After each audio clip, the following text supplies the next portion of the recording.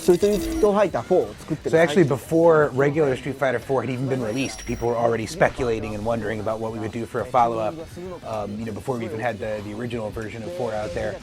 When 4 was released then in February and people started playing it, the more people played it, the more often they played it, the more feedback we started to get. And it became more and more obvious that people really wanted and in fact expected a follow-up of some kind. Once we kind of proved ourselves with the reviews and the sales and everything, it was actually quite easy to get them to approve a follow-up. And since the fans are obviously demanding it, that's how it all began. We're looking to add around 8-ish characters. That's what I've gotten the R&D team to promise to deliver. So we're looking to add about that many character-wise. As you know, today we're just talking about a couple of this new lineup. It's important to note as well, too, that we're not just talking about adding new characters to this game. We're also looking to beef up the online modes quite a bit.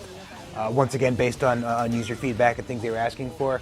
People seem to really like the arcade fight request feature we had in the original version of 4, where you could play arcade mode and people could jump in and challenge you online. But we're looking to add even more this time. A lot of people made it quite clear that they wanted to play in larger groups rather than just like a one-on-one sort of environment, get more people involved, and they also wanted to get an idea how other people were playing. They wanted to see what was going on with other people. There's a lot to talk about when it comes to Judy. She represents a lot of firsts for the Street Fighter universe.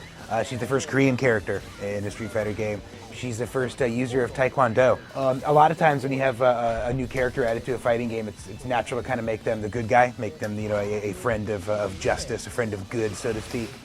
This time we decided to go a little different route with this character, and she's kind of nasty, kind of mean, perhaps evil in fact. You'll notice she has her left eye glows when she does some of her moves, and that is an artificial eye that was implanted, in fact, by SIN. You remember SIN, the weapons manufacturer, run by Seth, the boss everyone loves to hate. As you may imagine, she does have a major role to play in the main storyline of Super Street Fighter 4, so you'll definitely be seeing a lot more of her. If you're the type of person that really likes a good storyline in your fighting games, you can look forward actually to brand new openings and endings for all the characters. We have paid careful attention to the reviews and what people are saying. We're aware that people weren't exactly thrilled by the less than stellar quality of the opening and ending animations in the previous version of 4. We're men enough to admit that, and as an apology, we're remaking them entirely. When you look at something like this, your first assumption might be that it would be download contents. But to be honest with you, it's not going to be. There's simply too much stuff going on with this update. It's just too big for something like that. So it will be a full-on disc release. But it's not going to be like the old days where we charge you $75 for each successive iteration of Street Fighter. This won't be a full-priced game.